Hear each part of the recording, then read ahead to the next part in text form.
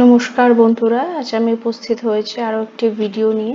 আজকে আমরা মূলত WBCS মিসলেনিয়াস এর জন্য বায়োলজি থেকে যে ধরনের প্রশ্নগুলি করা হতে পারে তার একটা আলোচনা আমরা করব। তো চলুন শুরু করা যাক। প্রথম প্রশ্ন, নিচের কোন কোষীয় অঙ্গাণুটি কোষের পাওয়ার হাউস বা শক্তিঘর বলা হয়ে থাকে? লাইসোজোমকে, মাইটোকন্ড্রিয়াকে, রাইবোজোম নাকি গলগি বডি? এর কোন উত্তর সঠিক হবে বলে আপনার মনে হয় বলুন? Option B, mitochondria. মাইটোকন্ড্রিয়াকে কি বলা হয়ে থাকে? কোষের শক্তিঘর।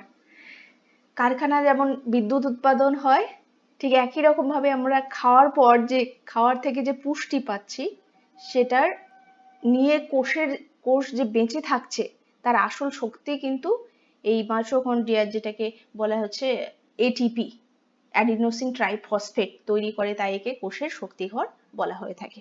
পরবর্তী প্রশ্ন যদি এভাবে করা হয়ে থাকে যে কোন ভিটামিনের রাসায়নিক নাম ক্যালসিফেরল এবং এর অভাবে রিকেট রোগ হয়? কোন ভিটামিন এর অভাবে রিকেট রোগ হয়? এই উত্তর যদি আমার নাও জানা থাকে, ক্যালসিফেরলের রাসায়নিক নাম কার ক্যালসিফেরল, সেটা যদি নাও জানি, রিকেট রোগটা সবাই জানি, আমরা প্রত্যেকেই জানি। এর সঠিক উত্তর হবে অপশন ডি, ভিটামিন ডি এর অভাবে রিকেট রোগ হয় এবং এর রাসায়নিক নাম ক্যালসিফেরল। তাহলে এই ভিটামিন ডি আমরা কিভাবে পাবো?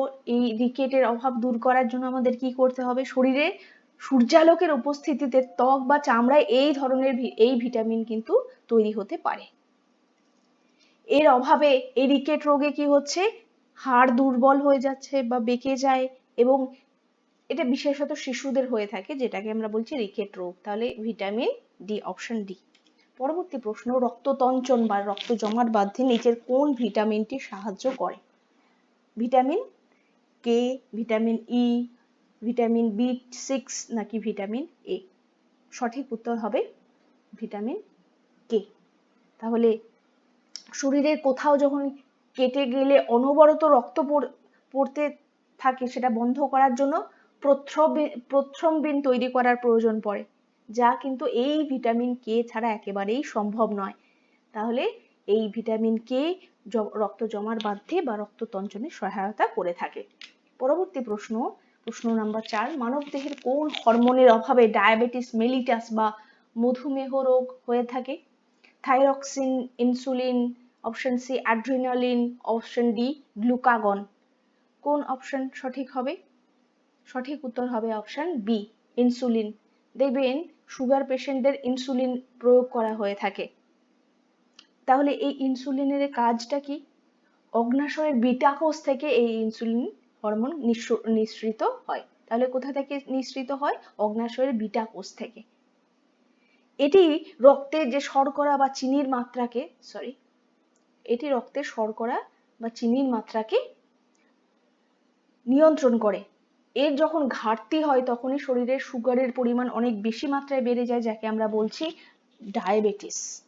তাহলে কোন হরমোনের অভাবে ডায়াবেটিস হচ্ছে? ইনসুলিনের অভাবে। পরবর্তী প্রশ্ন নম্বর 5, আপৎকালীন বা জরুরি অবস্থার হরমোন বা ইমার্জেন্সি হরমোন কাকে বলা হয়ে থাকে? Option A pituitary, option B thyroxine, option C adrenaline নাকি অপশন ডি ইস্ট্রোজেন? কোন উত্তর সঠিক হবে বলে আপনার মনে হয়? সঠিক উত্তর অপশন সি, অ্যাড্রিনালিন। এটিকে ইমার্জেন্সি হরমোন বলা হয়ে থাকে। হঠাৎ যখন আমি যদি চোখের সামনে বাঘ দেখতে পাই বা খুব ভয় পেয়ে গেলাম, তখন কিন্তু আমাদের এই হরমোন নিঃসৃত হয় এবং গায়ে কাঁটা দেয়। এই আপৎকালীন পরিস্থিতিতেই কি হচ্ছে, আমাদের শরীরকে একটা রক্ষা করার জন্য বা লড়াই করার শক্তি যোগায় কিন্তু এই অ্যাড্রিনালিন গ্রন্থি থেকে দ্রুত হরমোন খরিত হয়, তাই একে ইমার্জেন্সি হরমোন বলা হয়ে থাকে। পরবর্তী প্রশ্ন নম্বর 6, রক্তের কোন গ্রুপকে সর্বজনীন দাতা বা ইউনিভার্সাল ডোনার বলা হয়ে থাকে? এটা আমরা প্রত্যেকেই জানি, অপশন ডি ও গ্রুপ। কেন বলা হয়ে থাকে সবাই তো আমরা জানি, কিন্তু আমি একটি প্রশ্ন মুখস্থ করে বসে থাকলাম, তার অন্তর্নিহিত অর্থ বুঝলাম না, কোনো কনসেপচুয়াল আন্ডারস্ট্যান্ডিং নিলাম না, তাহলে মুখস্থ করে কিন্তু বেশি দূর এগোনো যাবে না, আমাদের এর পিছনের লজিকটা বুঝতে হবে। তাহলে এই যে ও গ্রুপের রক্তকণিকা, কোনো রকম এখানে কি থাকছে না, আমরা জানি অ্যান্টিবডি আর অ্যান্টিজেন, অ্যান্টিজেনটা খারাপ, নেগেটিভ, সেই অ্যান্টিজেনটা কিন্তু এই ও গ্রুপের রক্তের মানুষদের মধ্যে থাকে না, ও গ্রুপের রক্তে থাকে না অ্যান্টিজেন। ফলে এই রক্ত যে কোনো গ্রুপের মানুষের শরীরে দেওয়া হোক না কেন, কোনো রকম রিয়াকশন হয় না, তাই এই ও গ্রুপকে ইউনিভার্সাল ডোনার বলা হয়ে থাকে। পরবর্তী প্রশ্ন, আরবিসি বা রেড ব্লাড সেল, লোহিত রক্তকণিকা মানবদেহের কোথায় উৎপন্ন হয়? যকৃৎ থেকে, স্প্লিন থেকে, অস্থিমজ্জা থেকে, নাকি কিডনি থেকে? সঠিক উত্তর হবে অপশন সি, লোহিত অস্থিমজ্জা বা যেটাকে আমরা বলছি রেড বোন ম্যারো। একজন প্রাপ্তবয়স্ক মানুষ তার হাড়ের ভেতরের যে ফাঁপা নরম অংশ থাকে তাকে আমরা বলি বোন ম্যারো বা অস্থিমজ্জায়, সেখান থেকে প্রতিনিয়ত কিন্তু এই রেড ব্লাড সেল জন্ম নেয়।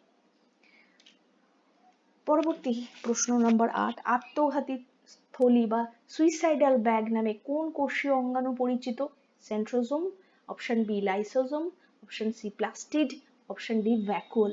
কোন উত্তর সঠিক হবে বলে আপনার মনে হয়? সঠিক উত্তর হবে অপশন বি লাইসোজোম। লাইসোজোমকে সুইসাইডাল ব্যাগ বলা হয়ে থাকে। এবার আমরা জানবো কেন বলা হয়ে থাকে। লাইসোজোমের ভেতরে এক ধরনের পাচক উৎসেচক থাকে। যখন কোনো কোষের, মনে করুন আমার হাতের এখানে কোথাও কেটে গেল, দীর্ঘদিন সেই ক্ষতটা সারছে না, আস্তে আস্তে দেখবেন সেই জায়গাটা মরে গেছে বা জায়গাটা শুকিয়ে গিয়ে আবার নতুন কোষ তৈরি হচ্ছে। এই কাজটা করছে লাইসোজোম।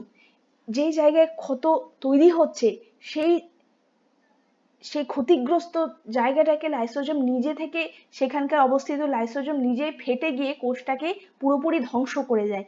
এই আত্মত্যাগের জন্য একে আত্মঘাতী থলি বলা হয়ে থাকে। তাহলে কাকে বলা হয়ে থাকে সুইসাইডাল ব্যাগ? লাইসোজোম। পরবর্তী প্রশ্ন, পেনিসিলিন নামক অ্যান্টিবায়োটিক নিচের কোনটি থেকে পাওয়া যায়? পেনিসিলিন কোথা থেকে পাওয়া যায়? ব্যাকটেরিয়া থেকে, ফাঙ্গাস থেকে, অ্যালগি থেকে, নাকি প্রোটোজোয়া থেকে? এর সঠিক উত্তর হবে অপশন বি। আমরা সবাই জানি আলেকজান্ডার ফ্লেমিং 1928 সালে আকস্মিকভাবে একটা পেনিসিলিন নোটেডাম নামক এক ধরনের বিশেষ ধরনের ছত্রাক বা ফাঙ্গাস থেকে পৃথিবীর প্রথম যে অ্যান্টিবায়োটিক পেনিসিলিন আবিষ্কার করেছিলেন। তাহলে ছত্রাক। পরবর্তী প্রশ্ন, মানবদেহের দীর্ঘতম বা বৃহত্তম স্নায়ু লার্জেস্ট নার্ভ কোনটি? সেটা আমরা জানবো এবং কোথায় অবস্থিত তাও জানবো। তার সঠিক উত্তর হবে option C, option C sciatic nerve. কোথায় অবস্থিত? Sciatic nerve. তাহলে এই সায়াটিক নার্ভ কোথায় অবস্থিত? আমাদের যে পিঠের নিচের অংশ থেকে শুরু হয়ে দু পায়ের পেছন দিয়ে একেবারে পায়ের পাতা পর্যন্ত বিস্তৃত হয়েছে কিন্তু এই সায়াটিক নার্ভ, আর এটি সবচেয়ে দীর্ঘতম এবং মোটা নার্ভ। পরবর্তী প্রশ্ন, ম্যালেরিয়া রোগ সৃষ্টিকারী জীবাণু আসলে কি? ব্যাকটেরিয়া, ভাইরাস, প্রোটোজোয়া, নাকি ছত্রাক? কোন উত্তরটি সঠিক হবে বলে আপনার মনে হয়? আপনি অবশ্যই মার্ক করবেন, একটি খাতা পেন নিয়ে আপনি মার্ক করবেন, ট্যালি করবেন যে কতগুলি ঠিক হলো, কতগুলি ভুল হলো, আমার কত পার্সেন্টেজ আমি স্কোর করতে পারি এই বায়োলজি অংশে। তো চলুন বলুন এই উত্তরটি কোনটি হবে? এটি হবে প্রোটোজোয়া বা আদ্য প্রাণী। আমরা মনে করি যে মশা কামড়ালেই আমাদের ম্যালেরিয়া হবে বা ভাইরাস বা ব্যাকটেরিয়া ঘটিত রোগ, আসলে কিন্তু তা নয়। এটি প্লাজমোডিয়াম ভাইভাক্স নামে এক ধরনের প্রোটোজোয়া বা আদ্য প্রাণী থেকে হয়। আর মশা কি কাজ করে তাহলে? কেন বলি মশার কামড়ে ম্যালেরিয়া হয়? মশা তার একটি বাহক হিসাবে কাজ করে, এই আদ্য প্রাণীর বাহক হিসাবে কাজ করে মশা। তাহলে এই যে প্লাজমোডিয়াম ভাইভাক্স এটি এক ধরনের প্রোটোজোয়া বা আদ্য প্রাণী। পরবর্তী প্রশ্ন নম্বর 12, উদ্ভিদের যে কাণ্ডের বৃদ্ধি ঘটছে এর ক্ষেত্রে কোন হরমোনটি দায়ী? কোন হরমোন এই ক্ষেত্রে সাহায্য করে? অক্সিন, কাইনিন, ইথিলিন না অ্যাবসাইসিক অ্যাসিড কোনটি সঠিক হবে? আপনি উত্তর বলার চেষ্টা করুন। Option A, auxin. Auxin hormone কি করছে? গাছের যে ডগার দিকে বা কাণ্ডের অগ্রভাগে এই অক্সিন হরমোনটি তৈরি হয়। আলোর দিকে যখন সূর্যালোকের দিকে দেখবেন গাছ বেঁকে যাচ্ছে বা সোজা হয়ে উপরের দিকে উঠে যাচ্ছে, এর পেছনে এই অক্সিন হরমোনই মূল কার্যকর্তা। পরবর্তী প্রশ্ন নম্বর 13, ফল পাকাতে সাহায্য করে নিচের কোন গ্যাসীয় হরমোন? তাহলে ফল পাকাতে সাহায্য করে সেই হরমোনের নামও আমরা জানতে পারবো। আর গ্যাসীয় হরমোন, সব হরমোন তো গ্যাসীয় না, বেশিরভাগ তরল জাতীয় হরমোন, কিন্তু এই গ্যাসীয় হরমোন কোনটি সেটাও আমরা জানতে পারবো। তাহলে একটি প্রশ্নের মাধ্যমে আমরা দুটি উত্তর জানতে পারবো। তাহলে ফল পাকাতে সাহায্য করে ইথিলিন। এবার যে উদ্ভিদের যে অন্যান্য হরমোন সেগুলি বেশিরভাগ তরল হলেও ইথিলিন কিন্তু একমাত্র গ্যাসীয় হরমোন। এটি কাঁচা আম, কলা বা টমেটো এই জাতীয় বস্তুকে কি করছে? খুব দ্রুত পাকানোর জন্য বাণিজ্যিকভাবেও কিন্তু স্প্রে করা হয়ে থাকে এই ইথিলিন।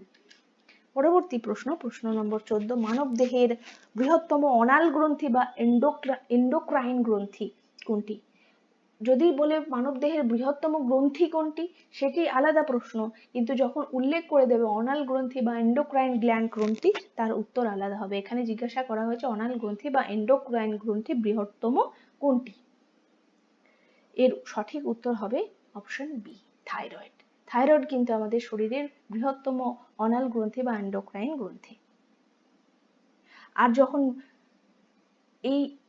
এই থাইরয়েড গ্রন্থি কোথায় অবস্থিত হয়? এটা প্রজাপতির ডানার মতো এর আকৃতি। এই গ্রন্থিটি অবস্থিত আমাদের গলার কাছে, পেটে অবস্থিত নয়, কিন্তু মাথাতেও নয়। কোথায় অবস্থিত? গলার কাছে। আর এই মানব দেহের সবচেয়ে বড় এন্ডোক্রাইন গ্রন্থি। আর সর্ববৃহৎ গ্রন্থি যখন শুধু বলা হবে তখন সেটি হবে যকৃৎ বা লিভার। পরবর্তী প্রশ্ন নম্বর 15, কোষ বিভাজনের কোন দশায় ক্রোমোজোমগুলিকে একদম স্পষ্ট গণনার উপযোগী দেখায়? বিভিন্ন ফেজ থাকে, প্রোফেজ, মেটাফেজ, অ্যানাফেজ, টেলোফেজ। এর মধ্যে কোন পর্যায়ে সবচেয়ে ক্রোমোজোমগুলি স্পষ্ট হয়ে ওঠে? এর সঠিক উত্তর হবে অপশন বি। এটি কোষ বিভাজনের দ্বিতীয় পর্যায়, যেটাকে আমরা বলছি মেটাফেজ। এই সময় কি হচ্ছে? ক্রোমোজোমগুলি মাঝখানে একদম সুন্দর লাইনে সুসজ্জিত থাকে। এই অবস্থায় যখন মাইক্রোস্কোপের নিচে তাদের ফেলা হয় একদম স্পষ্টভাবে ক্রোমোজোমগুলিকে দেখা যায়। তাহলে কোন ফেজ? মেটাফেজ, দ্বিতীয় ফেজ। পরবর্তী প্রশ্ন, কালাজার এর ব্যাধির যে সংক্রমণ ঘটায় কোন পতঙ্গ? স্যান্ডফ্লাই নাকি সিসি মাছি, অ্যানোফিলিস মশা, হাউস ফ্লাই? কোন উত্তরটি সঠিক হবে? সঠিক উত্তর অপশন এ, স্যান্ডফ্লাই বা বেলে মাছি। কালাজ্বরের যে আসল জীবাণু তাকে বলা হয়ে থাকে লিসম্যানিয়া। লিখে নিতে পারেন এটি, তাকে বলা হয়ে থাকে কালাজ্বরের জীবাণুর নাম আসলে লিসম্যানিয়া।